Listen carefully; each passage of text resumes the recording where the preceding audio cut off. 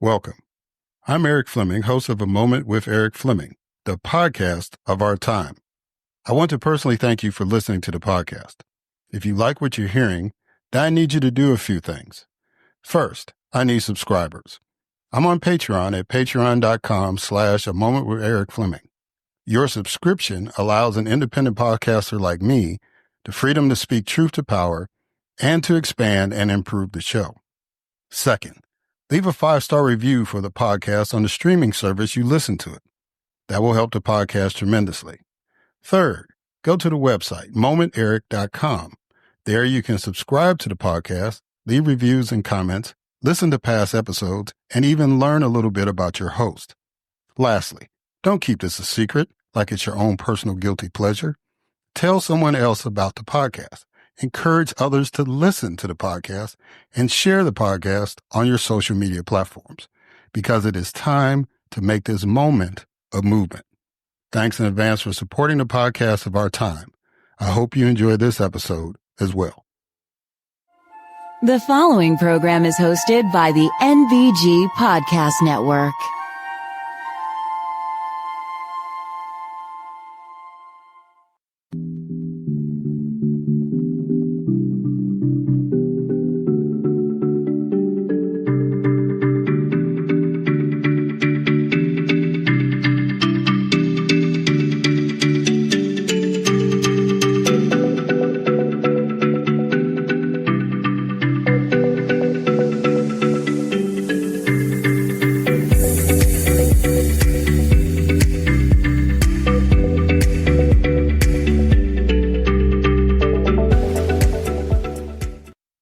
Hello, and welcome to another Moment with Eric Fleming. I am your host, Eric Fleming.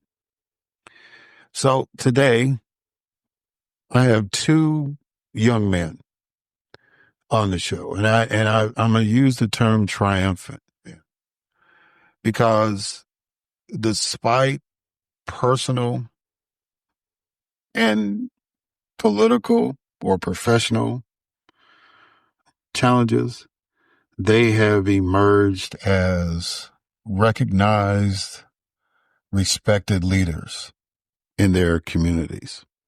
And, you know, I'm just really, really blessed how things work out that these two gentlemen would be on this episode at the same time. And so that's my inspiration in having this episode, so that young men, regardless of who you are and where you come from, that there are role models out there, and there are people that you can look up to. There are people that you can be mentored by, either directly or indirectly. And so I'm hoping that the young men that listen to this podcast will get some inspiration from these gentlemen, and, you know, look them up and get involved in what they do, and just really understand that no matter what you're going through, you can push forward, right?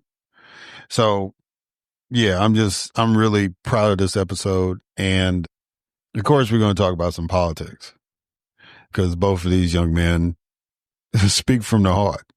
And so I hope y'all enjoy the discussions. But before we get into that, as always, we kick it off with a moment of news with Grace G.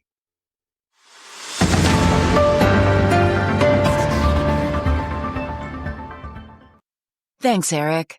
7 senior Justice Department officials, including Manhattan's top federal prosecutor, resigned in protest of an order to drop corruption charges against New York City Mayor Eric Adams. Kash Patel was narrowly confirmed by the U.S. Senate as the nation's 9th FBI director. A federal judge declined to block Elon Musk's government efficiency department from firing federal workers or accessing databases, but questioned Musk's unchecked authority. President Donald Trump and advisor Elon Musk have terminated over 9,500 federal employees since the purging began. A U.S. appeals court upheld a nationwide block on the Trump administration's policy aimed at restricting birthright citizenship. The death toll from flooding in Kentucky increased to 11 after recent storms dumped more than 8 inches of rain in certain parts of the state. A U.S. judge rejected a bid to block Elon Musk's government efficiency team from accessing education departments' student aid data. A U.S. appeals court ruled Biden's student debt relief plan that expanded loan forgiveness and reduced payments exceeded his legal authority. A federal judge paused the termination of 11 CIA officers tied to diversity programs for 5 days. African leaders elected Djibouti's Foreign Minister Mahmoud Ali Yusuf to chair the African Union Commission. Ugandan opposition leader Kizza Besigye was briefly hospitalized after a hunger strike prompting public outcry and calls for his release. UN officials appealed for $6 billion in aid for Sudan to address severe hunger and displacement caused by civil war. Andrew Lester, an 86-year-old Missouri man who pled guilty to second-degree assault for the 2023 shooting of black teen Ralph Yarl, died before his sentencing hearing. And rapper A$AP Rocky was acquitted of assault charges after a jury found insufficient evidence he used a real firearm. I am Grace G., and this has been a Moment of News.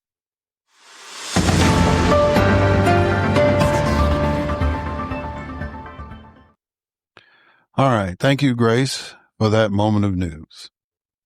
Now it is time for my guest, Mark Talley. Mark Talley is an accomplished individual who has made significant contributions to society. After experiencing a personal tragedy with the loss of his mother in a racist domestic terrorist attack, he channeled his grief into positive action. He founded a highly successful socioeconomic nonprofit, Agents for Advocacy, aimed at addressing the systemic inequalities faced by marginalized communities, and authored the book 514, The Day the Devil Came to Buffalo. Through his nonprofit, he has implemented various initiatives to uplift and empower individuals, fostering positive change on a large scale. In addition to their impactful work, they also authored a book that sheds light on their personal journey and serves as a source of inspiration to others. Through his resilience, determination, and commitment to social justice, Mark Talley continues to make a lasting impact in the fight against injustice and inequality. And I just want to add that, Mark is really, he's really a good brother. His heart is in the right place. And anytime he wants to come on the podcast, I am always excited about that because I have taken a personal investment in making sure that he's okay. Right. So if you did not get that, Mark's mom, Geraldine Talley, died in the top shooting in Buffalo on 5/14/2022. So he reached out to me not too long after that, and I got him on the podcast, and we've developed somewhat of a relationship. I mean, I'm not his best friend, but I'm somebody that he can talk to and he's given some trust to. So I'm honored to that. And I want to see him succeed. So without any further ado, ladies and gentlemen, it is my honor and privilege to have as a guest on this podcast, Mark Talley.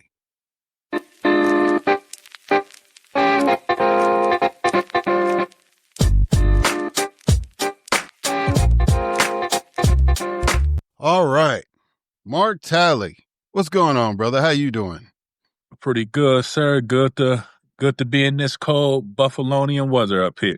Yeah, I don't envy that at all from you, brother. I was thinking about the other day. I said, them black folks in Buffalo, some strong folks, man. Y'all dealing with that cold, man. What's the temperature today? It says 15 degrees, but it's about to go down to 7 by 7 p.m. Oh my God! And it's like I think it was like in the got to the upper 20s today in Atlanta, and folks are losing their mind. They just losing it. So I just want y'all to understand, them brothers and sisters in Buffalo are some special They brothers could and they sisters. could get that hot. I mean that cold. Oh man, you know we had the snow and the ice and all that stuff about a couple of weeks ago. I was out there rescuing employees, man, trying to get them to work, get them home. Yeah, they don't do the cold weather here too well, but you know, and you know Chicago is cold, but Buffalo, y'all at another level. So I greatly appreciate that. So look, we'll kick it off the way I normally kick it off. I've got a quote for you. I want you to express your thoughts on. It says, "Together we can challenge hatred, eradicate bigotry, and build a future where every person's worth is recognized and celebrated." What does that quote mean to you? It sounds like basically a new age version of meritocracy. It's like we keep saying all of this, but we have yet to put it together, whether as a human race or as people. Yeah. I mean, we can look at the whole Drake and Kendrick Lamar beef. Like you have different shades of black people fighting over which one of these artists is right. We have them fighting over who means more to black culture, who is culture, who's really black. And it's like, why are we both fighting for this nonsense when it's true stuff we can be fighting for? And I'm a big believer. All of this was just literally for publicity. Like they're both signed to UMG. They're both about to make, tons and tons of money for it. I mean, obviously with, Kendrick Lamar performing at the Super Bowl, obviously he's about to get a lot of more streaming money. Drake having, I think, arguably his biggest tour yet over in Australia. And we have black folks literally discussing online, raging and screaming at other black people what it means to be black. So since you brought that up, and I'll get to my other thing in a moment, but since you brought that up, I don't know if you're familiar with the guy who ran with Jill Stein for president. He was running as her vice president. His name is Butch Ware. He's a professor at one of those Michigan schools.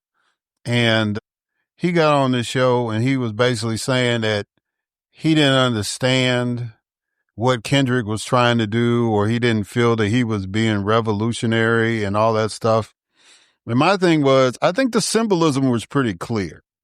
You know, you had black dancers dressed up like the American flag to symbolize the black bodies that have been sacrificed and the black bodies that have worked to make this country, to even make that flag exist. But he said he didn't get that. I get your point about the capitalism side of it, but did you understand what Kendrick was the message he was trying to convey? And do you think he did a good job with it? I understand that. I mean, I'm really not going to say it's revolutionary. But you got to know your audience, know where you're at. Like the majority of people at that Super Bowl don't look like you and I. I mean, they could really care less about the message. I believe more what Colin Kaepernick was revolutionary. He risked his whole career and never recovered yet from it by, kneeling down.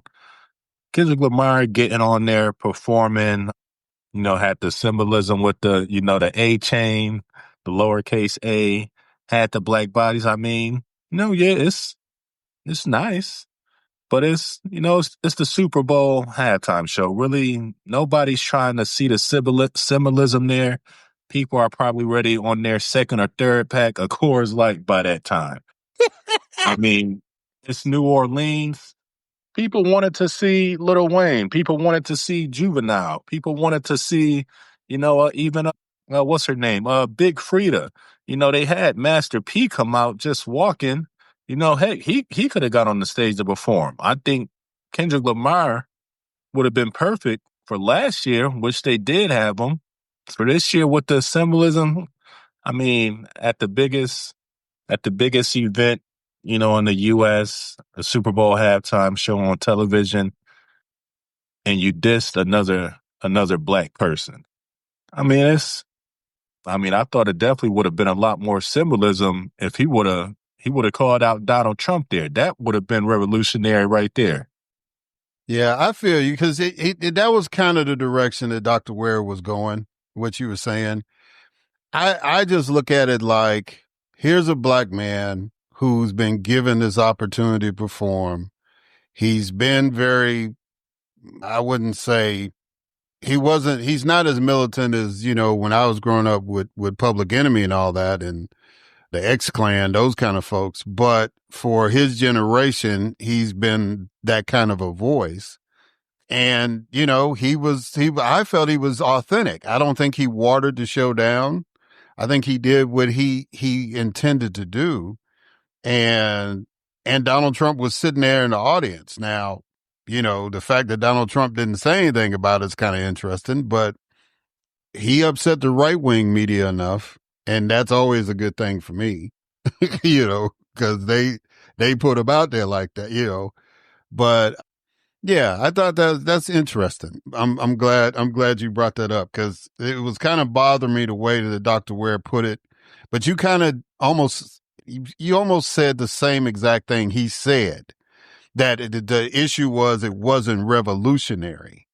And, I'm thinking, yeah, you probably not going to cause a revolution if you're getting paid what, so many $1 million. Well, no, I don't even think they get paid to do the Super Bowl thing. I think that's the No, nuance they of it. gotta pay to do the Super Bowl, but they definitely they re-up after with all the streaming sales of current and past albums. Yeah, yeah. So I mean, I mean, you got I mean, he had 133 million people see him. So if you're an artist, you really can't pass that up. Despite whatever awards and accolades you've gotten, you've got a captive audience of 133 million people.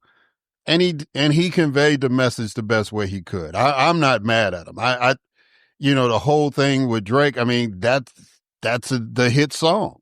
I'm sorry that it trashes Drake, but then Drake ain't necessarily. I'm not going to lay down my sword for that black man because he ain't laid down the sword for us. You know what I'm saying? Drake will not be in that picture that you got in the background. By the way, he's got the classic picture of Malcolm X looking out the window with the.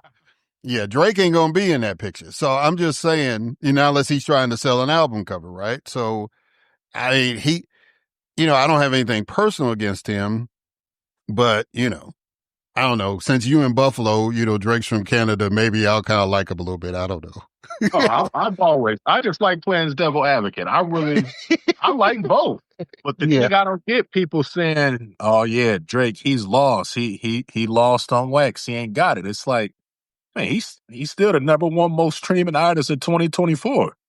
And I forgot who said this. I think I saw it online or some other rapper said it. It's like LeBron can go to 5 straight more finals and lose and still be LeBron James. He'll still be number one face of the league. Jay-Z lost to Nas. He still came back stronger, better than ever. You get at a certain, I mean, Michael Jordan's son just got done sniffing cocaine. Michael Jordan is still on top. That's true. Like once you get a certain, I mean, even looking at Donald Trump, I mean, grabbing the women by all the stuff he's done and said that we can literally verify. Right. I mean, people don't care once you get past a certain level, and that's Drake. And plus, both Kendrick more openly has done stuff for Black culture, Black community. Drake more behind the scenes has given money to Black Lives Matters, to other organizations. But I just think why are we as a people, why are we as a culture, who cares about Drake and Kendrick? Like this whole thing has made them tons of money. I think it would have been revolutionary if he right there would have called out Donald Trump. That would have been our version of how Kanye was before he lost his mind. That's right. National TV just literally called out George Bush right there. Yeah, that would have been a moment. That definitely would have been a moment. All right, so let's get back on somewhat of a track. I want you to give me a number between 1 and 20. Let's go with 11. All right, number 11. All right, so this is your next question. Where do you go to check a fact that you see, hear, or read? All right. First place I go is Wikipedia. Because people say don't use Wikipedia. It is cited. People just lazy. You scroll all the way down at the end, you see the citations. So see if what you're looking at Wikipedia, if you see that it's cited, you can go to that article. Hopefully it's a .edu, a .org, at worst a .com. If I see it's going to a blog or a magazine article, that's when I kind of forget it. Then I'll try to double check that. I'll put in what I looked up or what I heard, see if it's true, see where it leads me. And the third thing I'm doing, which is quickly becoming number one with how fast it's growing, is, searching some of these AI engines. Yeah, especially this new thing, this DeepSeek that everybody keeps talking about. The only thing kind of unique about DeepSeek is that, excuse me, is that it acts like it's trying to have a conversation with you. It's like you tell it to do something and then it's like it's thinking out loud as opposed to the other ones that just process. But yeah, and then the AI is only as intelligent as the information has been given. Excuse me. So, Yeah, I'm making but sure I I'm agree using with all of these. yeah, but I agree with you on the Wikipedia because they'll tell you, they'll put a disclaimer in there. It's like we might need some more citations on this, but this is the information we have, and it's a nonprofit. A lot of people don't understand that Wikipedia is not connected to Google or any of these other big tech companies. It's a nonprofit, and they're doing the research. Excuse me, and they're relying on people like you and me, that read it. If not only to donate, but if you have some information to add to the article, they greatly appreciate it. So yeah, I'm with you. I like Wikipedia. I like, I try to find news services like Reuters or the BBC because they actually will do stories about places we're not going to see on the news every day, like in what's going on in Africa. Because that was the other thing, that's not getting a lot of attention about the halftime show, that you had a brother out there. I know he had a Sudanese flag. I couldn't remember if he had a. Oh yeah, he ran out, like Yeah. protesting in support of Israel, I think, or against. Well, I'm trying to remember. I know he had a Sudanese flag because he wanted to highlight the fact that about the civil war over there. But I couldn't remember if he had a Palestinian flag or the Israeli flag. I think he had a Palestinian flag because it seemed like the only images I saw was red, black, and green. So I think he had a Palestinian flag. And, but that's why I say I like those kind of news sources because, not unless the United States has a direct involvement in it, you're not going to see it on CNN or MSNBC or Fox or anywhere like that. It's like, if you see it on CNN, you got to stay up like till 2, 3 o'clock in the morning to catch the international show, right? Outside of that, it's like, you're not going to get it. And especially black folks not going to get it. So those are the kind of news sources that I try to find, something that's going to cover the whole globe instead of just, what we see here in the United States. So it sounds like you're doing good. How have you, and we'll get into details about the nonprofit, all that, but, I haven't seen you since you came to Atlanta that time, and you were doing some good things at that point.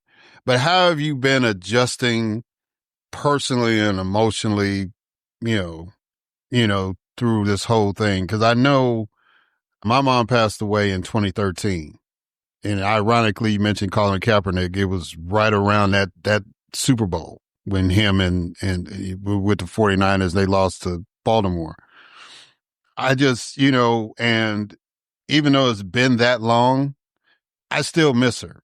You know what I'm saying? I still deal with that. So you're unfortunately relatively new to this process. So how you been doing? How have you been processing and all that?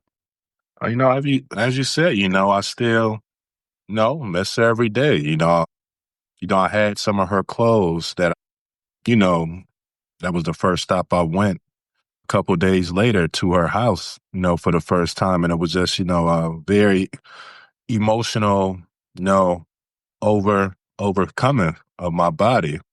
And, I just took a few clothes out of room just to have her scent on it, just something to smell. And, going on close to 3 years, that scent is starting to fade away. It's not smelling like her no more. I really didn't have any videos, of her voice. So it's the little things you start noticing. I'm forgetting what she's sounding like, Mm. forgetting what she smelled like. Tons of pictures. So I'm definitely grateful for that. But it's just the little things that you hated. Her constantly just calling me just to say hi, what am I doing? Okay, and hang it up. And I wish. No, I would just do anything right now to just have her call, scream at me, and just to be reminded of her again.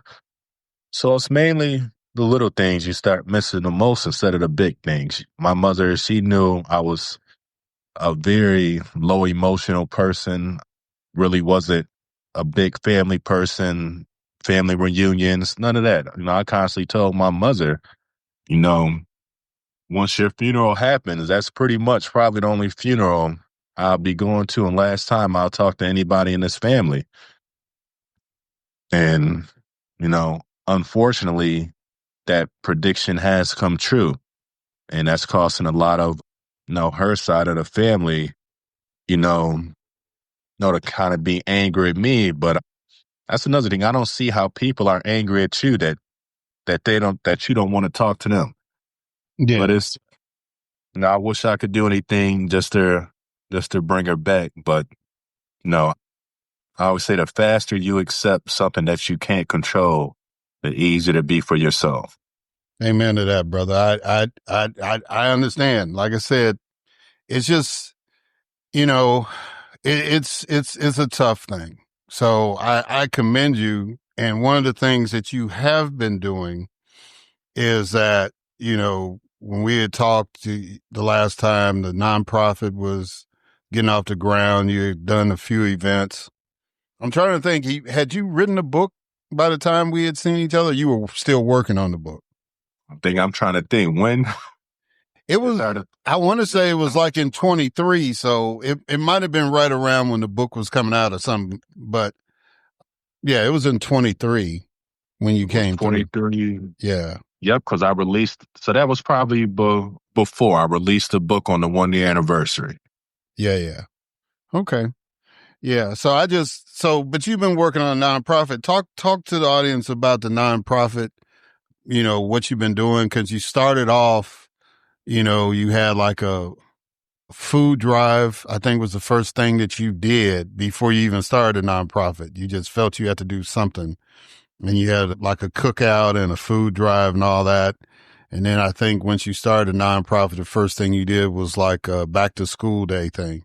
So talk about how the nonprofit has evolved and, what kind of impact you see the nonprofit doing in the area you're working in. It's definitely got bigger, larger, and better. I remember that first event, I had nobody who I could call, nobody to assist me, nobody to help me. Now I'm fortunate enough, I could call anybody right now and I can call our current new senator here in April Baskin. And it's a lot of political connections have been made. A lot of, some of the heads of the biggest, companies and organizations, whether for profit or nonprofit, has been made. And I'm, definitely thankful for this, even though it came from an unfortunate situation. But, this has caused me to do a lot of good here in the city, predominantly on the east side of Buffalo, was it relating to our food drives, closing drives. We're partnering with another organization in which we're kind of going to take them under our umbrella in our Mommy Village, in which this is a maternal health organization headed by a doula, Shayna Broughton, in which we assist mothers on their maternal health journey. And, being around all those women are the doulas. You hear the constant discrimination and systemic racist practices that's causing deaths in a lot of black women. One of the major statistics commonly told is a black mother going into a hospital pregnant is close to, it's an 80% more chance she's more likely to die compared to her white counterparts. So I'm trying to have my hand in every aspect of the socioeconomic pie chart, as you can say, to assist those who unfortunately fell through the social safety net or those that nobody care about. Yeah. And you mentioned Senator Baskin. I've talked with her office. I think she's going to come on at some time. Probably, I know it's going to be after the session. And I got to get with her folks to make sure that they get a date, because my dates are filling up as far as getting booked. And there's a sister here in Atlanta that's a doula that's agreed to come on the show. So I'm glad that you are taking an interest, and I keep up with Jillian. Do you and Jillian work together on anything? Oh, we work together here and there. We kind of run into two different, things. She's more into the arts and media. I'm more into the behind the scenes stuff. But yeah, we're definitely close. We message, play each other, with each other all the time. We constantly let each other know how proud we are of them. We did have an event together highlighting local Black authors, basically promoting our books and other friends of ours' books as well. But we're definitely close. Now, what was the lady's name? Was her name, it starts with a Z. Is it Maxwell, her last name? She got elected to something? Oh, Zanetta Everhart. Everhart. She, I don't know where I yeah. got Maxwell from. Yeah, because her son was wounded, Tops. So, and how's she's doing good, and the son's doing good?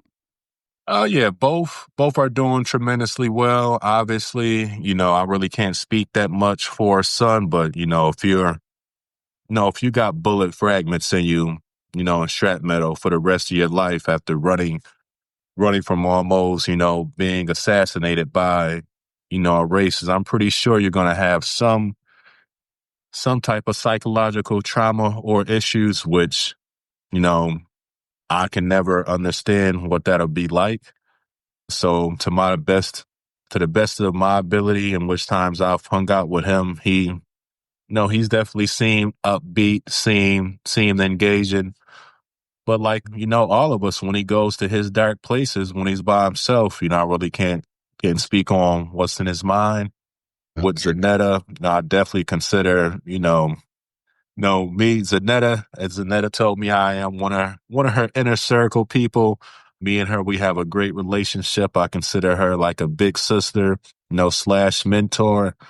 She has tried, as well as the other victim, one of the victim sons in there, Ruth Whitfield, which is the mother of Garnell Whitfield, who's the former Buffalo Police Fire Commissioner, currently running for mayor here in the city of Buffalo. And I definitely consider them both mentors that I'm looking to try to tip my foot into the political atmosphere, see what I can do. Yeah. Yeah, and I feel you, and about Zanetta's son, because like you said, you can't really know what's going on with anybody internally, but I'm glad to know that when you've seen him, he's been in a good way. So talk to me about, we just rattling off individuals and stuff, and you know them a lot more than I do. But how about the whole East Side? Because one of the issues that you and Jillian had brought up about, the struggles that were going on prior to the shooting. So what impact, what kind of progress has been made? Has there really been anything significant outside of what you're trying to do with your organization and, the individuals we just mentioned, they're doing their part. But what's still going on? What's the challenges? Just kind of give me an update about what's going on the East Side. Same thing. to me, nothing has changed. We still, once again, have the highest cancer rates.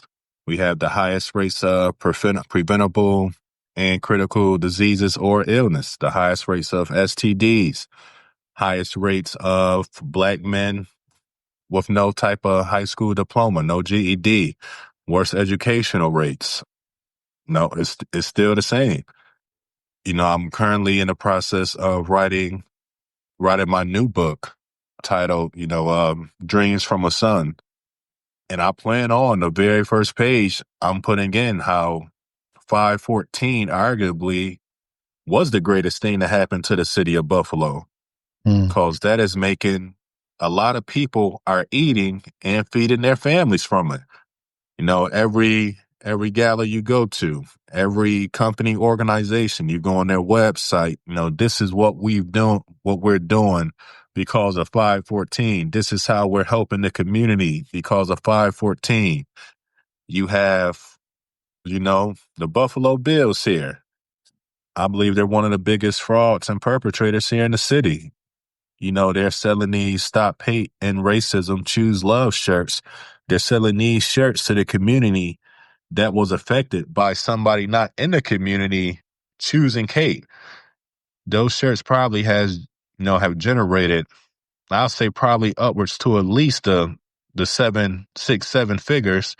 None of that money has really been reinvested onto the east side of Buffalo. You have a lot of companies getting grant money, from Governor Kathy Hochul to invest on the east side of the Buffalo, but they're holding this money and they're giving out very, very sporadically. And I just find it ironic how you have, some of these nonprofits here getting money, from the state, from the county, money based off of the tragedy of 514 to help in the east side of Buffalo. Meanwhile, you have somebody directly affected from that event, from that tragedy, who can't get any of this to help in the community he was born and raised. You have a lot of these at-risk, youth nonprofits to help people in these community that, once again, don't look like you and I. The majority of these organizations are either spearheaded by white people or spearheaded by African Americans who aren't even from here. So what I was going to say was, I didn't mean to cut you off, but why do you think that is? Because I know the people that we were talking about individually have said the same thing, and a couple of them are in positions where they're in the institutions to try to shake some things up and guide some resources. But why do you think that these companies, because like you mentioned the bills, they make that a big deal anytime, the team is mentioned. Even if you follow hockey, even with the Sabres, they mention how they've invested in the community, and even more so after 514. But, you're on the ground working and you're not getting any of that benefit. Why do you think that is? Where do you think, who do you think the gatekeeper is basically what I'm asking. All right, quick story about the Sabres. The Sabres definitely have been keeping their word with everything. They keep me in the loop regarding everything they do. They even ask for my assistance on the east side of Buffalo, and they've definitely, sponsored and donated to me with stuff I've have. With the Buffalo Bills, they kicked me off the field at the home opener after 514 because I wouldn't wear the shirts in which they was having a tribute to honor those lost during 514. Yeah, I remember that. But regarding the gatekeepers in the city, I just say it's either the older people that don't want to, pass the baton back, or it's people that they have the money.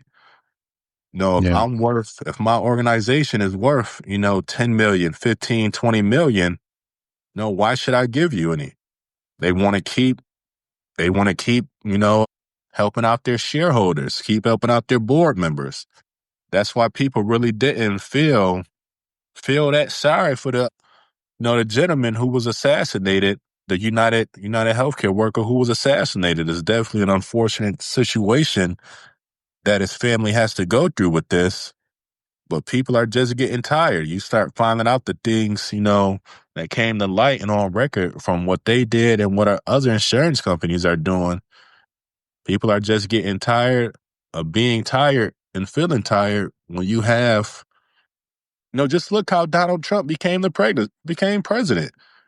He was just a rich white man who woke up one day, said, I feel like running for president. You have Elon Musk, no political career whatsoever. Now he's the de facto head person of a department that he created. Yeah. So do you think a lot of this stuff, because a lot of this stuff was happening before 514, you and others have mentioned that. Mm-hmm. But do you think the current state of politics has made it worse? Is it going to be harder for you to get the money? Is it going to be harder for you to utilize people like Senator Baskin and others to get the help that the East Side needs? I mean, it's kind of, you're a very straightforward brother. So you don't, you know when to turn on the charm when you got to do it. But when it comes to telling how you really feel, you lay it out there. So just kind of tell me, what do you think is happening now in the current state of politics that is going to be a problem for you to do what you need to do to help your people? I mean, I don't want to say chucking and jiving because it's not that, but I don't want to be caught in this political, facade, having to be around people who they're not going to do nothing. They're not going to be able to assist me. Fortunately, I know personally, April Baskin is one of those people. But at the end of the day, the city of Buffalo, I believe, we're negative $50 or $60 million in debt for this fiscal year, based off reports for last fiscal year. And you obviously got, the current administration and presidency trying to even slash, the federal budget even more. So it's how, Yeah. It's hard to sell me I can make lemon juice when you give me some dried out lemons. If they give you any lemons at all. I feel Yeah, exactly. Even if I get them. Yeah, I feel you. Well, I know you enough where I know you're gonna make the best out of that situation. I know because it's not gonna be easy anywhere, But I just it's like there are people that you root for, right? And in my life, you're one of those folks because I was rooting from you afar when you reached out to me and said, "Hey, brother, I want to come on your show." And I was really humbled by that, and then to get to talk to you and meet you in person and understand what, some of the things that drive you, it's hard not to root for you.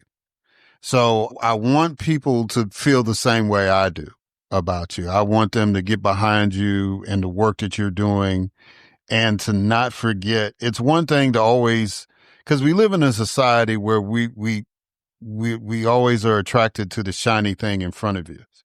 And that's why I was trying to do something different instead of waiting until May to get you on like everybody else is going to try to do. I wanted to get you on whenever you wanted to come on and just kind of give a real update about what's happening.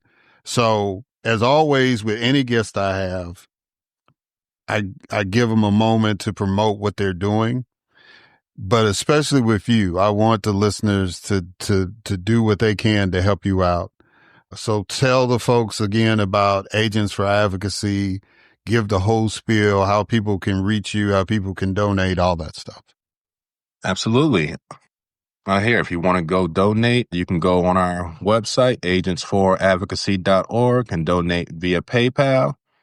Our organization, we're committed to trying to spread awareness on socioeconomic inequality, along with systemic racism, and basically showcase that no matter where you're from, no matter your environment, you should be entitled to the same resources that's currently bearing Trump right now. And unfortunately, we live in a day and age where, the idea of meritocracy is just that. It's an idea sold to people at the bottom to keep working hard to get to the top, although the people at the top will cut them off by the time they get to the middle. So what I'm basically doing right now is trying to help everybody, not necessarily under me, but, people who come from where I come from, people who are in the same situation as me. So I'm trying to help a lot of at-risk youth. I'm definitely fortunate. I just got a position as a justice juvenile director, in which I'm trying to help, the bottom of the bottom at-risk youth, those who already have, charges pending probation, those who, they're a false step away from being locked up in county jail or prison for a long, long time. These are the people I'm trying to help. I'm trying to help the 17-year-old maternal woman who unfortunately had sex one time, got pregnant, and the father just skipped town. I'm trying to help these people. Unfortunately, society deems that you should just forget about them and move on. And you have a lot of nonprofits like this doing the work that the government should do.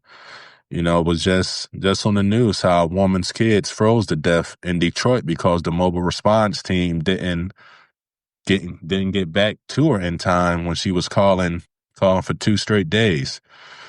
So unfortunately, you see a lot of stuff like this, and you hear a lot of stuff like this when you're out doing all the work in the community. And I know myself, I know Jillian, I know there's plenty of young people. I don't think we can call ourselves young no more. I saw on Facebook they say once you're 35, you graduated to big bro / unk. So I can't be. I don't think I'm considered young no more. But we're trying to help those people forget about. Yeah. Yeah. Well, Mark Talley, I know you're going to do it. I know your heart's in the right place. You've been very, very transparent, even before you wrote your book. When you first wrote your biography, to kind of get it out there, I mean, you were very transparent, even in that bio. So, I know where your heart is. I just want you to keep fighting. It's not going to be easy. It never has been. I just turned 60. And you see that my hair done gave up on the fight, but I haven't. So, just keep doing what you're doing, brother. Anytime you want to come on and use me as a platform, you're more than welcome to do that. And I keep praying one day God's going to give me my wish that I'm going to get out there and actually get on the ground myself and see what's going on in Buffalo. But until then, you stand guard and do what you got to do and keep doing the work, brother. It's always good to talk to you. Likewise, sir. Thank you so much. Definitely appreciate having me on your platform. All right, guys. And we're going to catch y'all on the other side.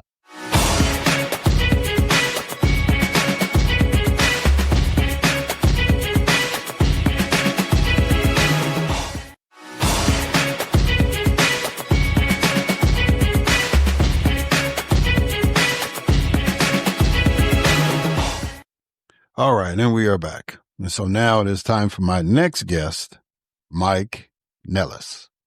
Mike Nellis is an entrepreneur and marketing expert who has raised over $1 billion in low-dollar online donations for political campaigns and social impact organizations. He owns Authentic, an award-winning marketing agency that specializes in online fundraising, paid media, and creative design. Last year, he founded Quiller.ai, a new tech startup that is using generative AI to revolutionize online fundraising for social impact causes. Quiller.ai was named Startup of the Year by Campaign Tech and AI Efficiency of the Year by Adweek in 2023. Mike was named Strategist of the Year by the Shorty Impact Awards in 2024. Ladies and gentlemen, it is my distinct honor and privilege to have as a guest on this podcast, Mike Nellis.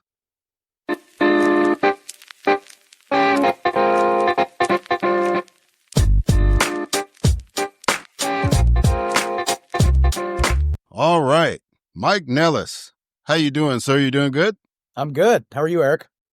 Well, I am honored to have you on, man. You have been a hot commodity during the previous election, and immediately afterwards. So when you agreed to come on, I was really, really humbled and honored that you would do that. Well, I appreciate the And invite. I just kind of, well, yes, sir.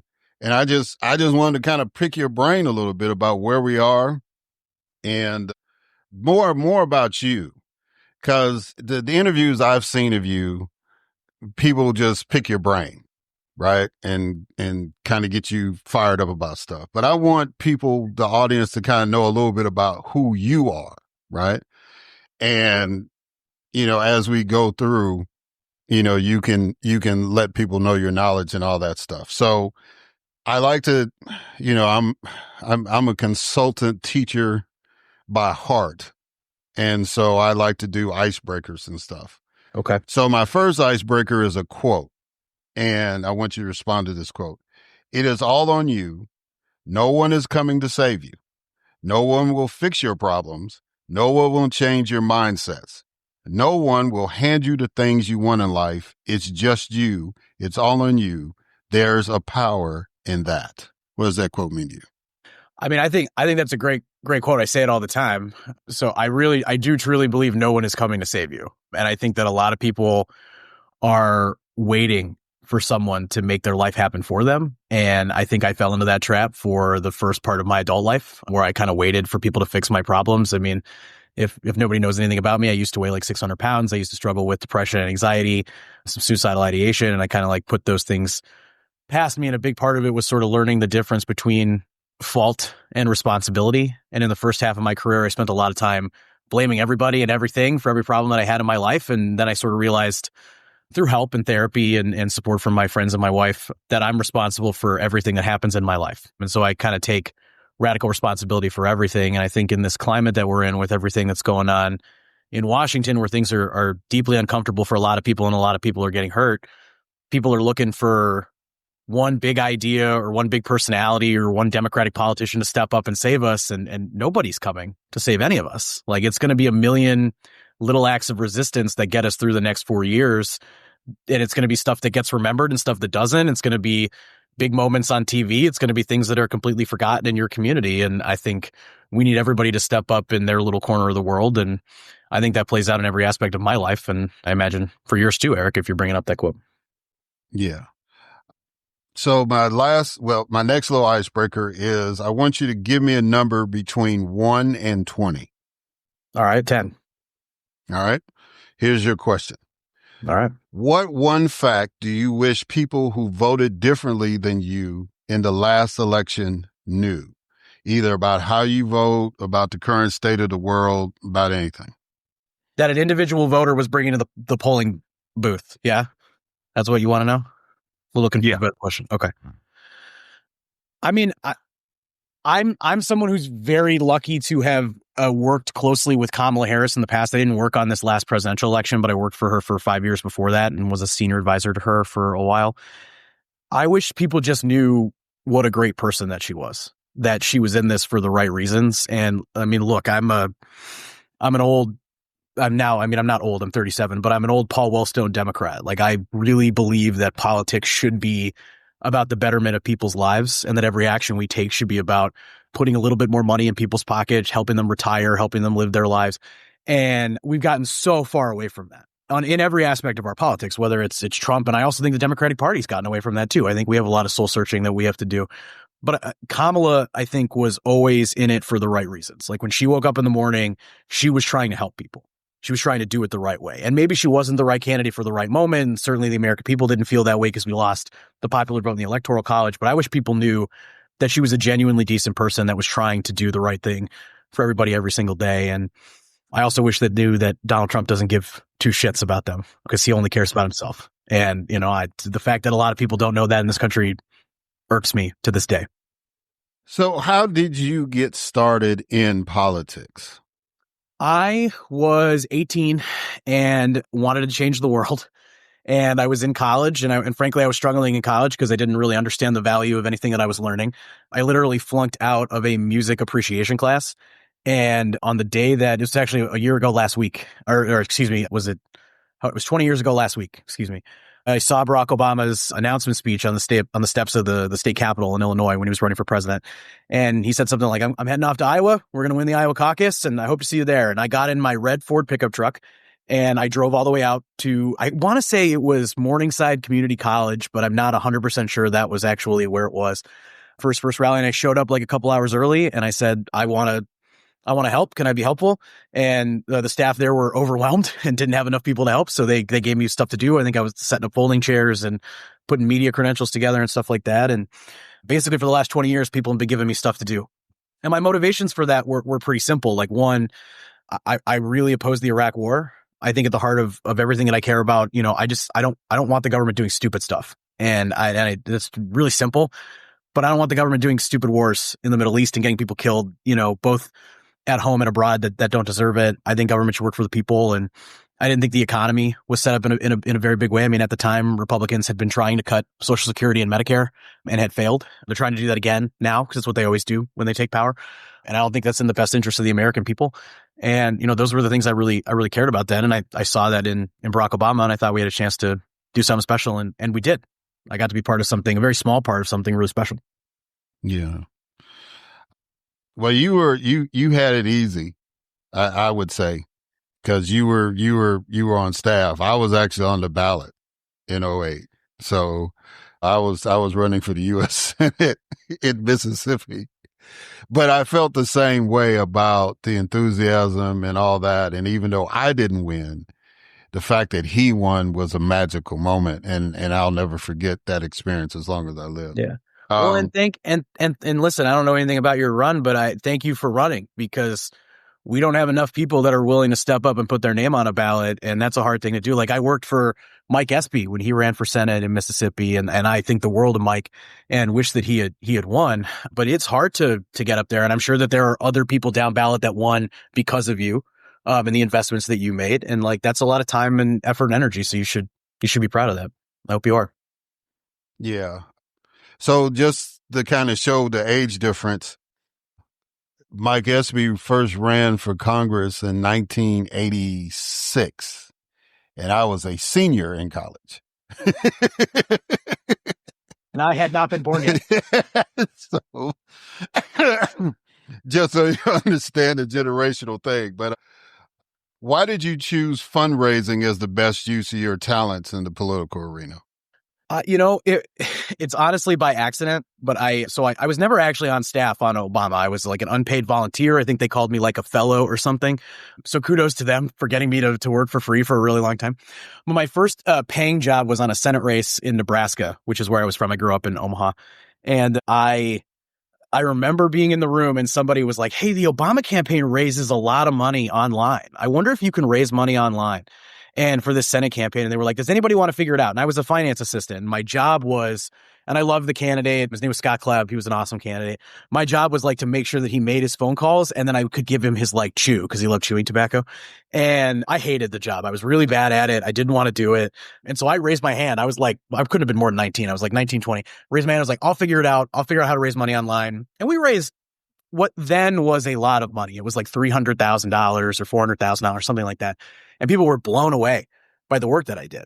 And, now I've had days where I've raised millions of dollars now. So it's just such a weird whiplash when I think about it.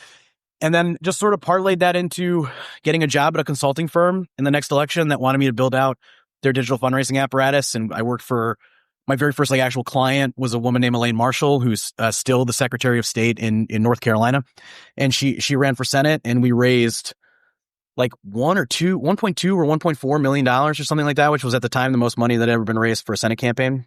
And it was just an incredible ride. And so I've just continued to kind of be one of the folks who've been trying to pioneer digital fundraising. And what's kind of sad about the industry to me is, I run a firm, it's called Authentic, and we try to run programs that treat people with respect and, sort of find the thing that makes our clients different and helps them resonate with people, whether it be like how they talk, what their personality traits are, what they care about. And we spend a lot of time trying to build programs that we can be proud of. And as everybody who's listening to this has seen, like digital fundraising in both parties and in the nonprofit space, completely out of control. And so there's a lot of people doing very shady things. There's a ton of scam packs that are out there trying to, basically steal money from elderly people. And to me, it's super sad. And so, but I'm kind of proud that I get to be part of an apparatus that raises a lot of money and helps to win a lot of elections, but we do it the right way, in my opinion, at least more often than not. Yeah. So give me you kind of talked about Vice President Harris as a person. Kind of give me your assessment about this last campaign. Yeah. I know you said that you weren't on the staff per se, but you were raising money for her and other folks. And you've been in enough campaigns where you can kind of give a educated critique. What's your assessment about what happened? Yeah, these are the conversations that usually get me in trouble, because I'm going to be really honest about what I think happened in this last election and why we lost. The first thing, and to me, it's the original sin of this election, and it needs to be said: Joe Biden should never have run for re-election. He just should not have. And I think it was a strategic mistake by him and the people around him to pursue running for re-election. And I can't imagine how hard it is to walk away from being president of the United States. And I really do believe that Joe Biden was a good president and is an American patriot, but it was a strategic mistake. And because of that, we did not have a year and a half to fully vet and identify a nominee for that. And I believe that had we done that, Kamala Harris would have been the nominee, most likely, but we would have had a full field and there would have been an opportunity for growth. And a lot of Democratic strategists are afraid of primaries because you have to spend a bunch of money and you have to spend a bunch of time. But I think that primaries forge better candidates. And I think they give the people an opportunity to lift up a candidate that they want. And if you look at the two times we lost to Donald Trump, we didn't really have very serious full fields of candidates. We just didn't. The last time we really had one, obviously we had one in 2020, which elevated Joe Biden. And any critique of the 2020 presidential election, like Joe Biden won that primary. There's no, like Bernie Sanders lost it. I know a lot of people get frustrated with Bernie, and I love Bernie. I worked for him in 2016. But the last time we had like a full field one in the way we're going to have in 2 years was 2007, 2008, where we elevated Barack Obama and gave people like a full opportunity to do that.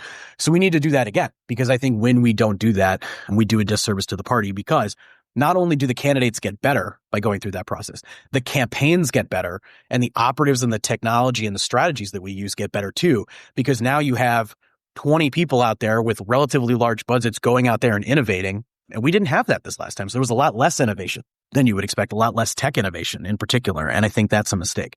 Now, once you get to the moment that Joe Biden drops out and Kamala Harris has 100 days to field an entire presidential election, I don't think it was a perfect campaign. And I think I see people out there that are like, it was perfect, it was flawless. It wasn't. There's no such thing as a perfect campaign, but it was pretty damn good.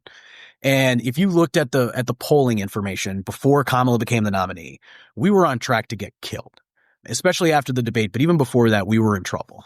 And we were on track to lose states like New Mexico and New Jersey. New York was on a razor's edge because people were really upset about inflation and the border and some other issues that are lingering out there. And I think what the Harris campaign was able to do in a very short period of time was make the race incredibly competitive.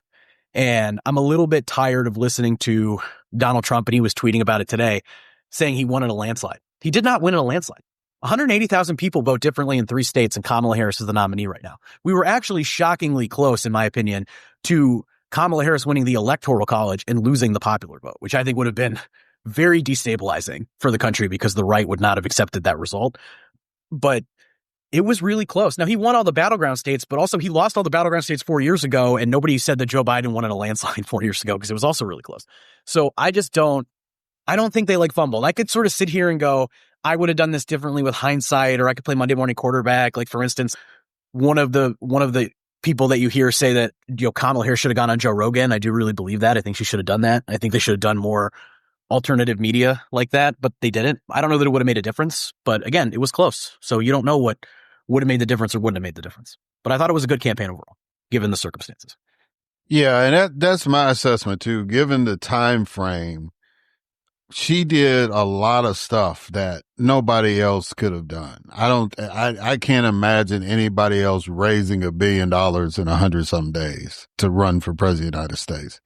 I mean, those are the kind of numbers that you do after 18 months of campaigning and working hard and building a base. And like you say, building a profile where people are comfortable in saying, okay, these are the two options that we have, right? I do think that Biden. Sorry, go ahead, Eric. No, you were going to say what? I mean, I think it's possible we could have fielded another candidate. I don't know that the campaign would have been as strong, but it would have been riskier, I think, to do that. And I mean, it was worth having that conversation, 6 months ago when it happened. But at this point, it's sort of over. But the actual original sin was that Joe, and again, God love him, just should not have run for re-election, just not in the state that he was in, and that's a mistake.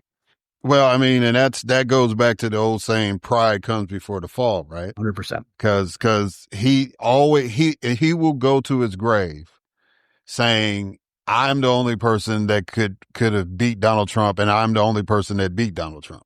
And so that was always in his mindset. And it's just somebody who has wanted to be president as long as he wanted to be, and he finally got it.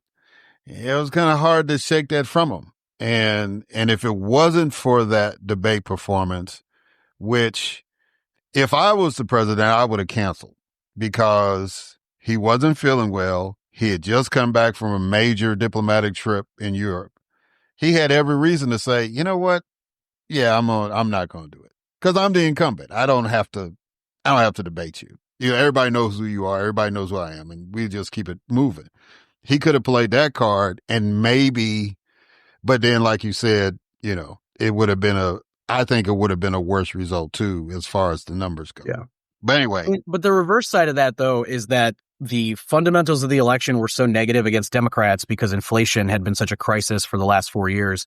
We actually overperformed in the election that we should have, which is a testament to how bad of a candidate Donald Trump is. And I can't say this enough. Like, there are so many people that act like he has some mythical quality to being a candidate. But like, I'll tell you, in this election and in 2016, we lost. He didn't win. And I feel pretty strongly about that. Like, we made strategic decisions and we put up, I like Hillary Clinton and I respect her service to the American people. I don't think she was the right candidate for the moment. Candidate alignment matters a great deal in that.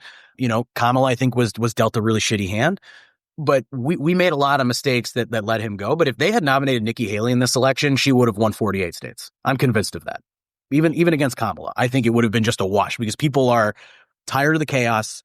They want normal politicians, but they were really mad at the Democrats over inflation. And I just think they would have washed over us. And so they made a huge strategic error by nominating him again. And they're proving that now because they have no idea why they won. They've spent the last month in Washington doing a bunch of really weird, strange stuff that is turning the American people off.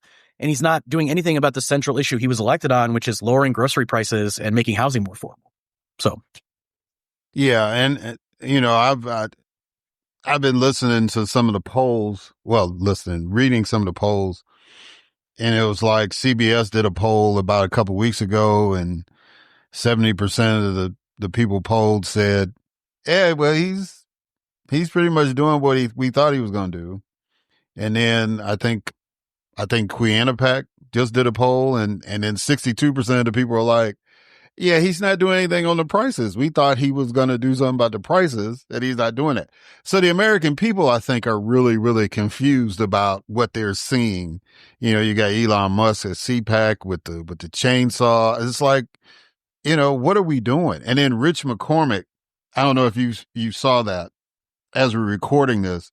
Rich had, and he's my congressman, unfortunately, but Rich had a town hall meeting in Roswell. And the people were not happy with what was going on. And he won that district with like 30 something points. Yep. And he beat that man to death. But it's like, he was trying to say, well, this is the way we do this and da da da da. And the people were like, no, it's not. That's not how that works. You're supposed to be doing your job. He ain't supposed to be dealing with the money. You're supposed to be dealing with the money. And the one thing that, people are saying, well, he shouldn't, fire and all this stuff. It's like, if Elon Musk was in the private sector, right?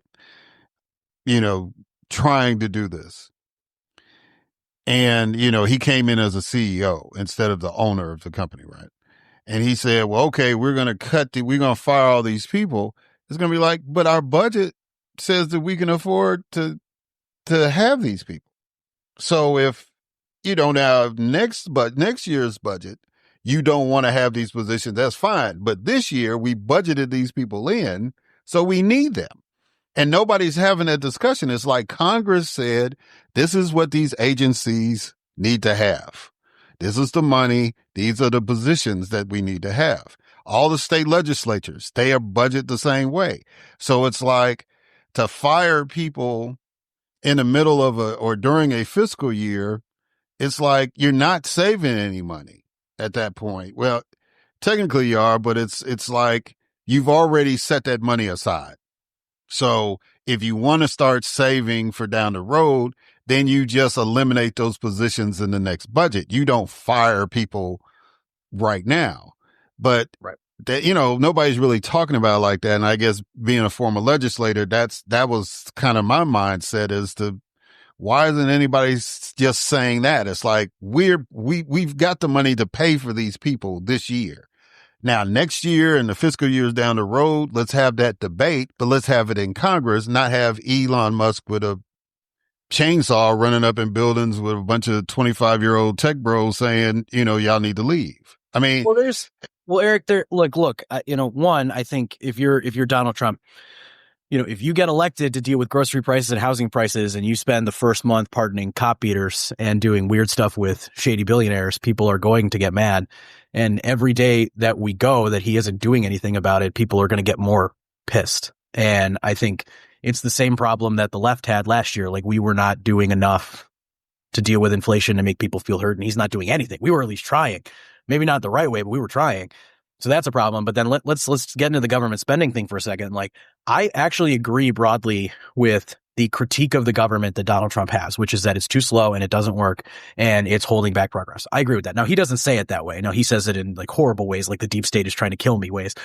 But the fundamental critique is right. Most Americans don't believe the government works or functions, thinks it's too big. And I do think there's a lot of waste and fraud and abuse, but there's a right way to go about it and there's a wrong way to go about it.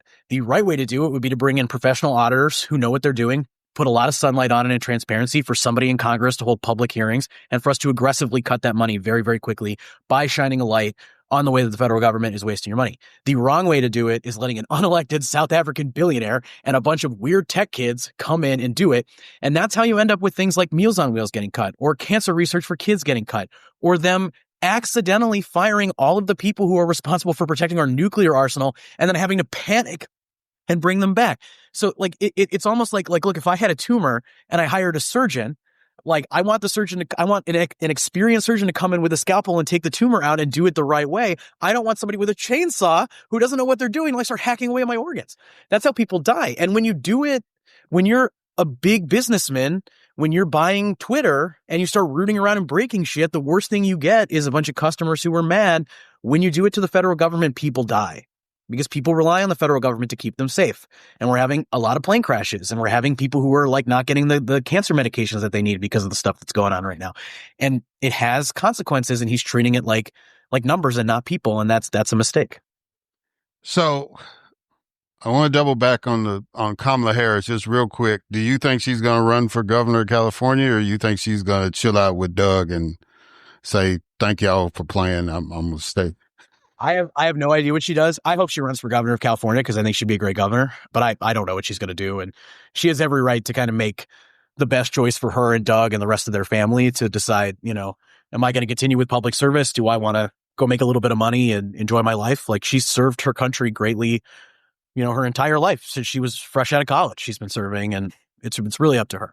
I think no matter what she does, even if she, takes a step back or goes to a law firm or whatever she does, she will still be in the fight somewhere, improving people's lives. And you see that when she goes out, she's been shown a couple concerts, and I've seen her out at like a basketball game. Like, she's still taking the time to talk to people and counsel them. And the one thing she's great at is she'll pull people aside and like give them that little boost of energy that they need. So I'm certain that she's still engaged in the fight. It just might not look the same way that it did before. And the most powerful moments that I ever had with her were one-on-one. Were released in small group settings where she pushed me to be a better strategist, pushed me to be a better business owner when I started my company. So she's going to keep doing stuff like that. She is somebody who makes everyone around them better. Yeah. I agree totally with that assessment altogether. So let me ask you this question. There was criticism that the campaign depended on the white consultant class too much and not enough on traditional black outreach. You being a consultant, how do you take that kind of criticism? I mean, it may be fair, it may not be fair, right? Like I wasn't engaged in it, but I tend to think the bigger divide that exists in the consultancy and the staffing world, which is a broader problem across the entirety of the Democratic Party and really our politics writ large, is age and class more than race beyond anything. I think we have way too many politicians and elected and consultants and party elders that probably need to take a step back and give others the opportunity to lead. And I think we're starting to see that now. Tina Smith, who's the senator from Minnesota, she's one of my clients. I was really proud of her. She's retiring at what's a pretty young age for a United States senator, still like well into her 60s. But like she could probably keep going for 2 more terms if she really wanted to, but she's retiring and giving the younger leaders in her state an opportunity to lead. And that's a good thing. And we need more of that in the Democratic Party, but it's wholesale generational change all the way on down. And then I think there's a class divide, right? Like there are a lot of very highly educated people that are working on these campaigns, and we don't have enough people that are coming from different backgrounds. And some of that will play into race for sure, no doubt about it. But like, I think I'm kind of an anomaly in the Democratic Party a little bit in the sense of like, I went to college in my first year, I dropped out, and really I flunked out because I wasn't going to class, but I dropped out and I went to go work on campaigns. So I was not really educated in the same way that all the people around me were. And then I went back later in my 30s and in my late 20s and finished my degree and then got a master's from Notre Dame. And so now I'm kind of educated, but I still think I mostly act like a non-educated person. I think I talk like a regular person. And I think a lot of the problem with the Democratic Party is like, we just don't talk like regular people. Like we're trying to keep a huge coalition of people happy and not use words that we're scared of and like be totally afraid to make a mistake and like whatever. Like I think people just need to bring their whole selves. And I talk a lot about like my company's name is Authentic, but I think perceived authenticity is the number one way to win an election. And Donald Trump, I think, is completely full of shit. But if he was a video game character, his perceived authenticity bar is the highest it could be. Like people believe they're getting the real Donald Trump. And I don't really think they are, but that perceived authenticity matters. And I think we need more of that at every level of the campaign. But when we're engaging with like specific communities, like we need people who understand those communities. Like I'm a white dude from Omaha. I'm probably not the best person to put together a campaign in like Harlem or Oakland or something like that, right? And I recognize that. So part of it's like my responsibility is to build a team of people around me who can help see the things that I can't. Like I wrote or signed off on every fundraising email or social media post for Kamala Harris, who was the second black woman ever elected to the United States Senate in the history of the United States, right? I didn't do that without a lot of help and a lot of people that helped me see the things that I couldn't see. And I think that's an important part of team building and campaign building. Do you think that's the key to help the Democrats rebound? Or is there more to, or is that just internal and there's some external things that the party has to do? I mean, we could spend all day talking about the things I think the Democratic Party needs to do. I mean, I have kind of boiled the problem down into like 3 major buckets. The first one I already talked about, which is the generational change that needs to happen in the party. The second one is stop treating people like statistics and start treating them like fully realized human beings. And I think some of that involves the like talking like regular people, bringing your whole self to the conversation, being able to go into these different spaces. And then there's just like a whole batch of like, we're running campaigns the same way that they've always been. And we kind of have to change the way we're running campaigns. We spend way too much money on TV ads. We don't invest enough in digital. We're running candidates that are, I talk about candidate alignment a lot. I probably already mentioned it a few times, but candidate alignment to me is when you are the right candidate for the moment because you conform to the way that people are communicating in the media. And like, the best example of this is Barack Obama. Barack Obama in 2008 is the most aligned candidate I've ever seen in my life. JFK is probably like the other example. Like JFK was perfectly aligned for TV as TV rose. And Nixon, who by all means, like Nixon probably on paper would have been a better president than Kennedy was it 1960?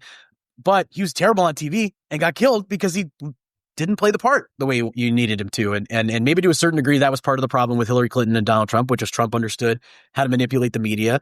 And maybe in this last election, like JD Vance helped Trump kind of understand how to manipulate the alternative podcast media. And so we need to do a better job of creating that alignment. And that starts with like, again, generational change so that people actually like, I shouldn't have to be explained how TikTok works to a political candidate anymore. They should have their own TikTok and they should understand it. Then we got to talk like regular people and stop trying to please everybody. And then we have to modernize the way we run our campaigns. Yeah. All right. So this is my final question is kind of going back to how you responded to the original quote I gave you. During the campaign, you responded to personal attacks on social media. You said being a man isn't about looking like a roided out buff freak. It's about being real with yourself and others, leading with empathy and heart, and facing challenges head on with vulnerability. We need more empathetic conversations as we're losing too many young people to drug addiction, abuse, and suicidal ideation. Kind of talk about that, because as you stated before, you were a big guy.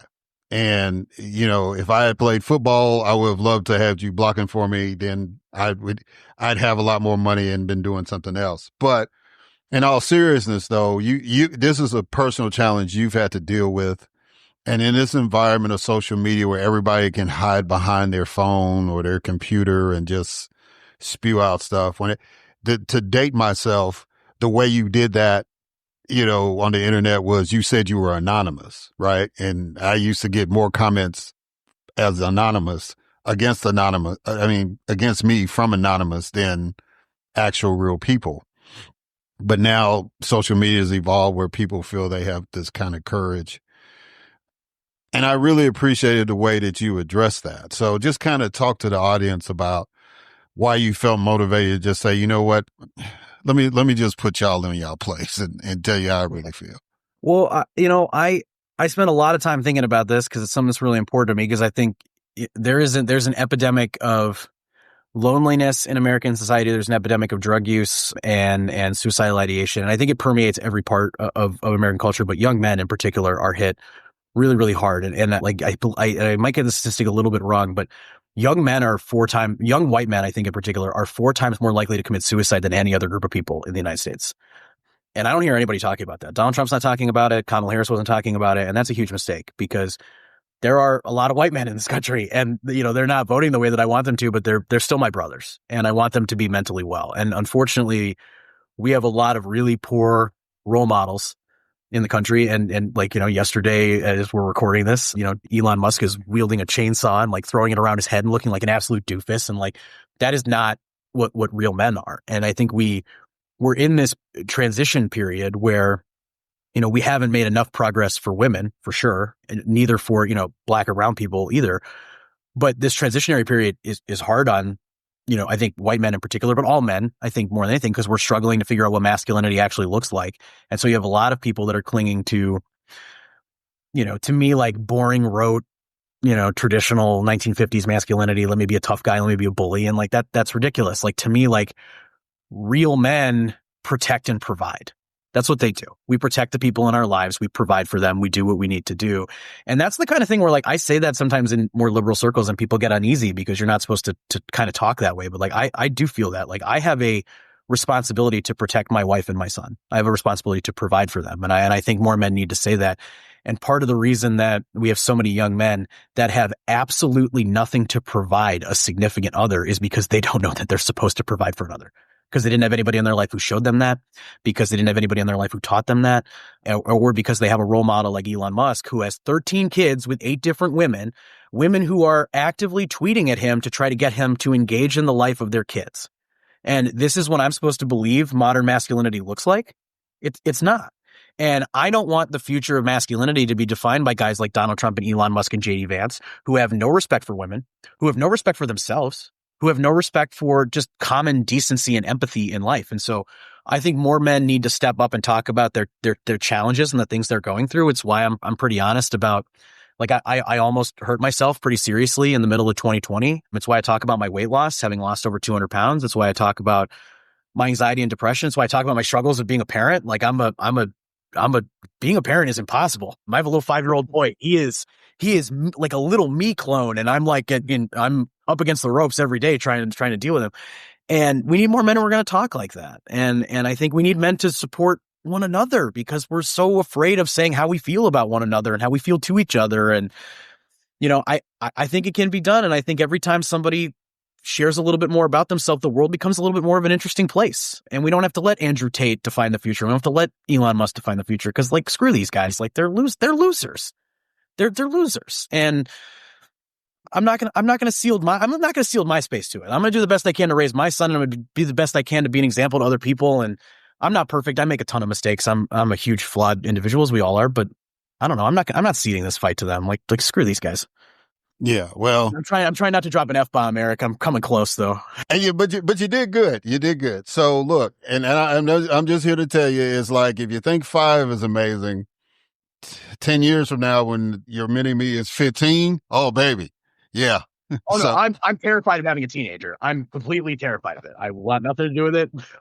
But you know, boy, I'm a little biased, because I'm a boy dad, but a father of a son is a lot easier than being a father of a daughter. I can just, I'm just letting you know. So just be grateful, and you know what I'm saying? It's gonna be okay. I'll give you one more example if I still have time to kind of get is like, my son right now, like he's a young, overactive 5-year-old boy with a big brain and a lot to say.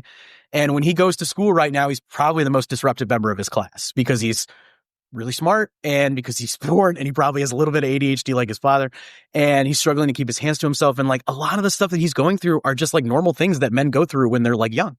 And we're trying to create a society where, like girls and women have the same opportunities as everyone else. And that's the right thing to do. We should keep doing that, but we also have to create space for, and I hate to say it like this, but men to be men. Right. And and I'm not saying let boys be boys in the like locker room way, but like they're different. Like little boys and little girls are different, and everybody individually is different. And we have to give them lanes to kind of be that. And so I'm trying to like work with my son to be like, how do I get you to keep people safe and tell the truth without squashing that creative side and making him feel comfortable in his own shoes? Because I saw this quote recently, and it's the loudest kid in the room is the kid that's the most comfortable in their own shoes. And the way society's set up right now, it's kind of designed to make you be quiet. And I think that's a lot of how you get anxiety and depression. And it layers over time. Like any negative thought that's ever been put in my head was put in there by somebody else. I didn't have that when I was born. Somebody else put that in there. And then it's my responsibility to unwind it. But my responsibility right now is to help my son get through that while also keeping everybody else safe at school. Cause he's like, throwing crayons when he gets frustrated and he loses a game at school. So, which is like normal kid shit. So. Yeah, well, we'll have to compare notes and hopefully I can give you some pointers down the road. But look, we'll write a parenting book together, Eric. So, Mike, tell folks, what are you doing? How can people get in touch with you and all that good stuff? Yeah, so you can find me on most major social media platforms, but I'm most active on Blue Sky, and I cross post on X. So if you're still on X, you can find me. I'm on TikTok as well. You just search Mike Nellis, Nellis. I'm super easy to find. I'm also on LinkedIn. I post a lot on LinkedIn, usually longer form thoughts on LinkedIn. If you are interested in working with me, if you're a congressional candidate out there, I tend to work with federal or statewide candidates more than anybody, but I'll talk to anybody. My website is authentic.org. You can just find me. I'm super, super easy to find. Well, Mike Nellis, it's been an honor and a privilege to talk to you, my man. Good luck on the political side. Good luck on the parenting side. And you have an open invitation to come back anytime you want to, my friend. Thank you so much for this. Thank you, Eric. This was great. All right, guys. And we're going to catch y'all on the other side.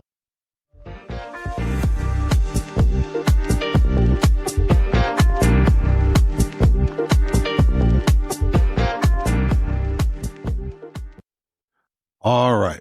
And we are back.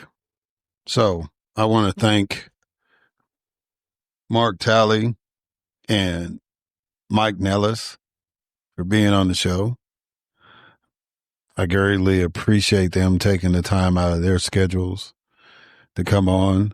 And I'm looking forward to watching them continue to ascend and continue to triumph and continue to be true American success stories in their own right. And again, this vehicle gives me an opportunity to meet some really, really cool people. And even if I just admired them from afar, to reach out to them, to have the conversations with them on and off the air is really, really special. And it's a blessing to me to get to know them. And I always tell people that this podcast is therapy for me, not just in the fact that it allows me to vent and allows me to express myself, but it gives me hope, right? Because as you meet people, and you get to know people and know what they're doing and the stories behind it, it just gives me hope that we're going to be okay despite the foolishness that we're watching, right? Or that we're being engaged in. So, I just wanted to say that. But before I go, I do want people to understand that this is foolishness that we are dealing with, right? But the amazing thing is that the majority of us are going to live our lives and try to live them the best way possible. And usually when government is doing good, it means that they're not trying to do anything to mess that up, right? Yeah, there's going to be debates about which direction the country should go and what policies we should embrace and all that stuff. And we're supposed to be engaged enough to understand what's happening. But we don't want government to totally alter our lives, right? We want to be able to go to a movie, smoke a cigar, have a drink, go on a date, go to dinner, go to the amusement park, go to a national park. Just do whatever you want to do. And, we shouldn't have to worry about, is this going to exist? Am I going to be able to afford it? Will I be allowed to read certain books or watch certain movies or listen to certain music? When government is doing the right thing, especially the U.S. government, we tend to not have those kind of questions. Sometimes we do it in spite of that. As we're in Black History Month, and I may have said this last episode, I'm just reminded of how we found our way around state governments trying to oppress us, right? And even the federal government to an extent, a big extent, but we found our way around that, right? And then we were able to fix government enough where some of those restrictions were wiped away and we could have more fun and we could have more joy and we could live fuller lives with greater opportunities, right? And it opened the door for other groups in this country to enjoy those same benefits. But there are people who don't want that for everybody. They just want it for a select few, and they will tear everything down rather than accept the fact that everybody's entitled to the same rights they have. And I'm listening to people who are being laid off of their jobs, and it's like it's almost like there's a disconnect between what folks are trying to do with their agenda and their reality show mentality and the real impact that it's having, right? Because when you tell nearly 7,000 IRS employees you don't have a job anymore, well, that's nearly 7,000 people that, one, have to find another job. Two, they've got to figure out a way to pay bills until they find a job. I mean, just all sorts of stuff, right? And the one thing that these folks playing this game with Doge or Doggy or however you're supposed to pronounce it, you're creating an incredible burden on all of these states. What do you mean, Eric? An incredible burden. So if you have ever had the misfortune of being laid off of a job, right? You go to your state unemployment office and try to get some money to carry you over until you get another job. Now, most of those agencies want you to be applying for jobs while you're getting the money.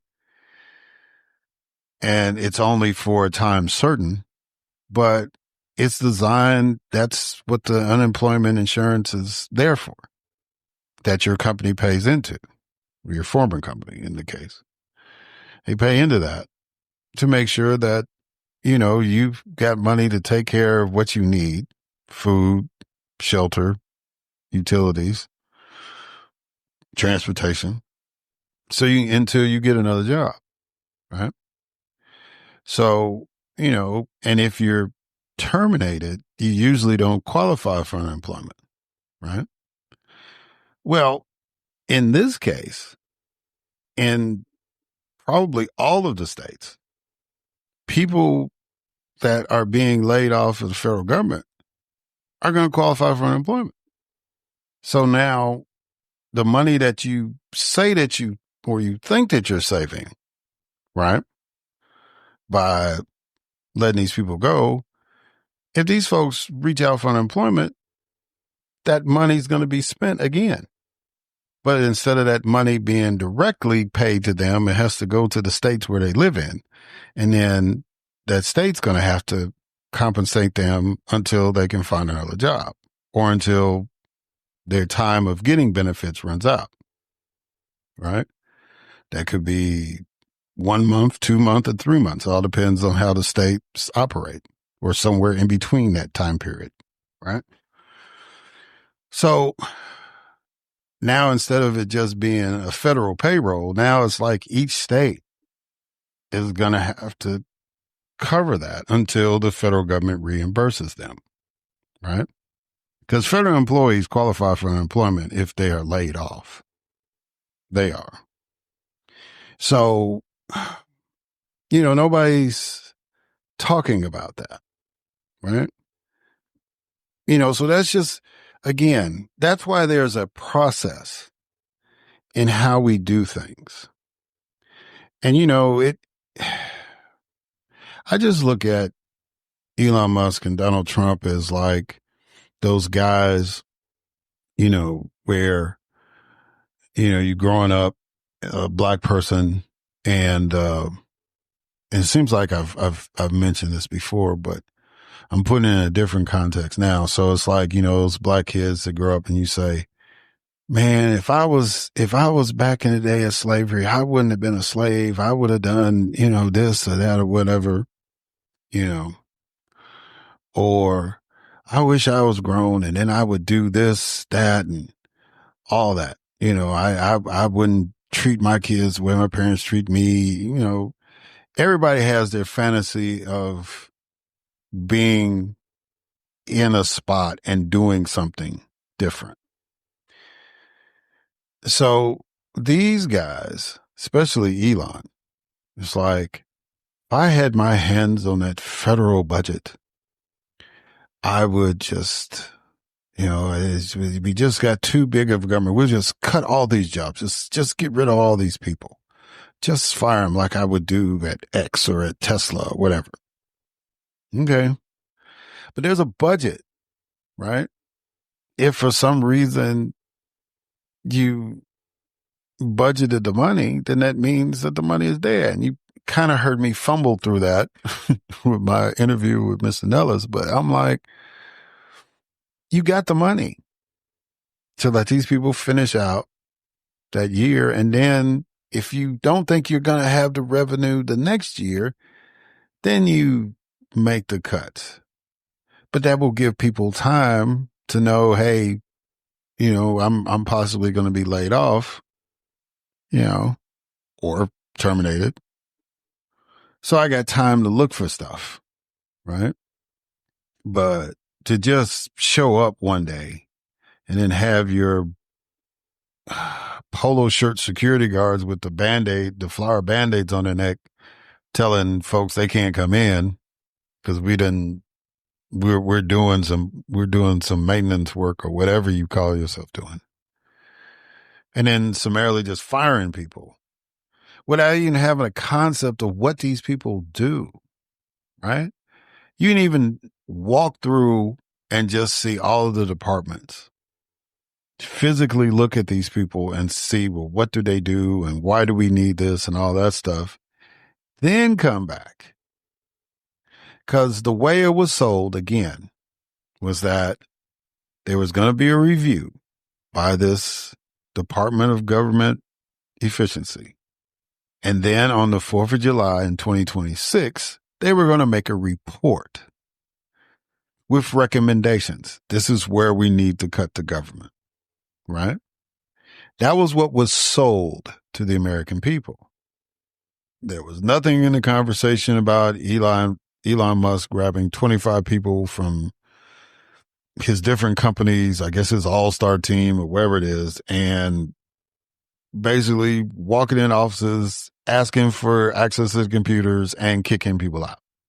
There's nothing in that conversation at all. That was not what was conveyed to the voters. So, but that's okay in a sense, because it proves what always happens with folks with this mindset, that they overplay their hand. They always overplay their hand. Always. Because that lust for power, that lust for supremacy, that lust for total domination and control wipes out all reason, wipes out all logic, wipes out all discipline. And they overplay their hand. And the American people reward them by booting them out. It's a reboot. Every time they get to that point, the American electorate hits reset and they're not the party in control anymore. And they haven't learned their lesson yet. And I don't think they ever will. Maybe generations down the road. But, when you have a certain mindset like that, you just act that way. And we try to tell people, don't ever give them the chance, no matter how slick they repackage themselves. Don't ever give them the chance to come back. But yet we do.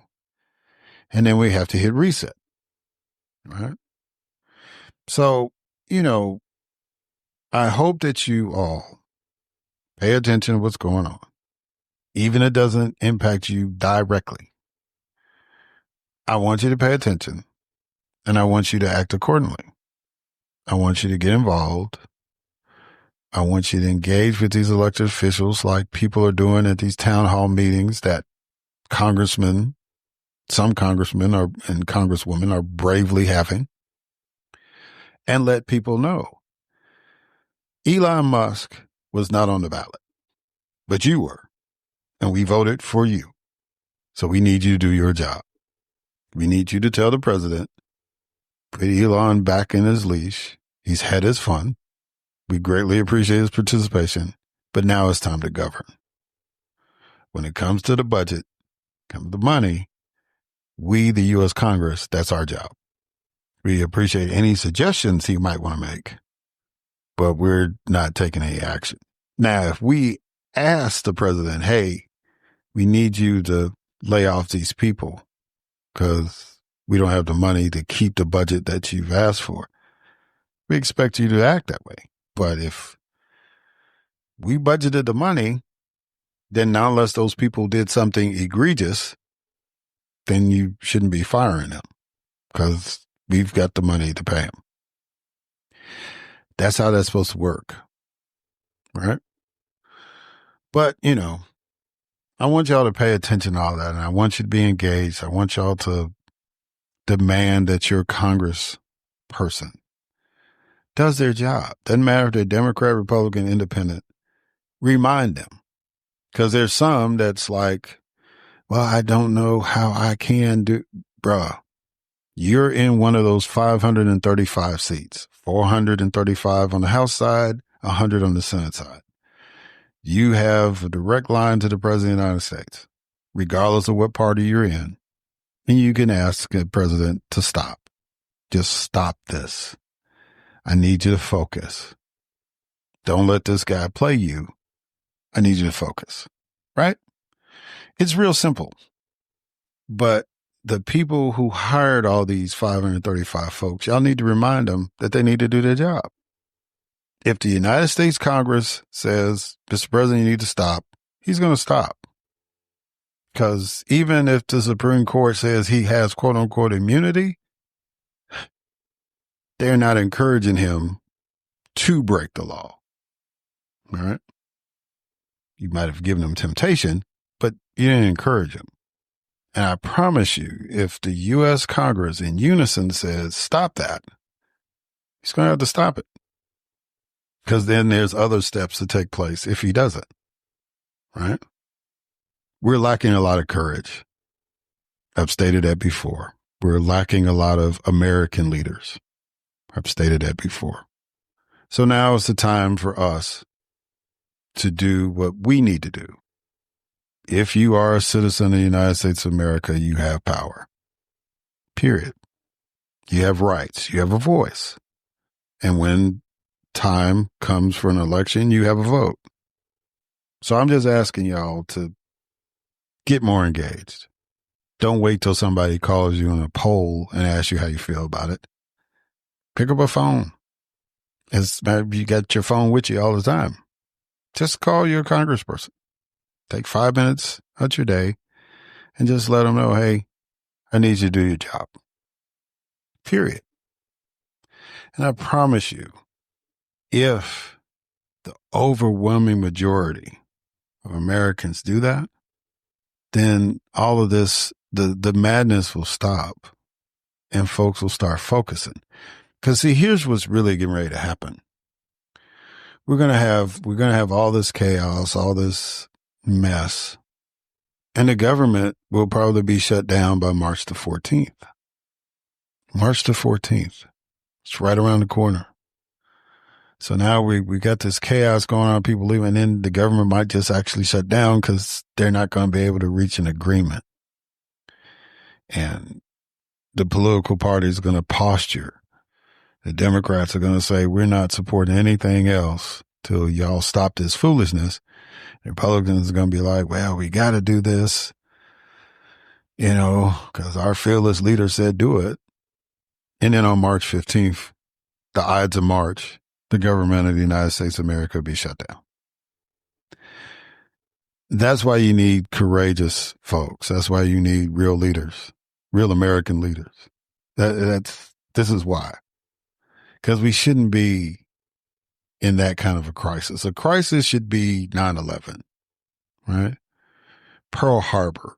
Those are crisis moments. Not this. All this is people with a lack of commitment and a lack of courage that need to find it so our government can function. That's all. Just stand up to the bully. You did it when you were in elementary school. You did it when you were in high school. You're grown now. Stand up to the bully. Shut it down. So the government won't shut down. Shut the bully down so the government won't shut down. Right? That's all I got, y'all. I appreciate y'all tuning in. Continue to support the podcast through Patreon. You can give donations directly on GoFundMe, whatever, Listen to all the other shows on the NBG Podcast Network. And as always, thank you for listening. Until next time.